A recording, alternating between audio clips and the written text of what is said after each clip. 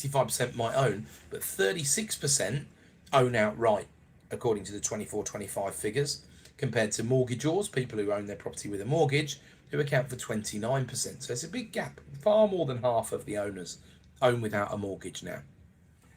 Disproportionate growth of outright ownership is a decade-long phenomenon. In 2013 to 14, the proportion of outright owners, 33%, was only just ahead of the mortgagors, 31%. So the gap's now widened to 7 points from 2, sort of reversing the reliance on traditional on leverage that we've seen in earlier cycles of this housing market. So substantial realignment in ownership structure, at least partially attributable to the fact that people are getting older. Now everybody gets older every day, of course, but more people are getting older because of the baby boomer stomach that appears in the figures, in the demographic figures in terms of the population of the UK. Lots more of them had their houses for lots of time and have managed to pay their mortgages off and are hanging around, sitting there in those unencumbered properties, right?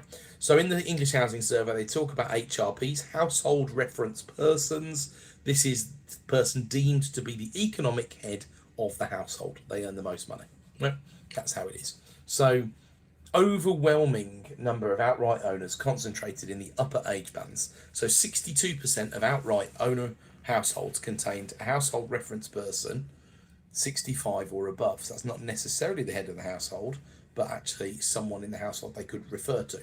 So 65 or over across all tenures. If you're 65 or more, 79% chance you're an owner occupier, and within that group 74% are outright owners.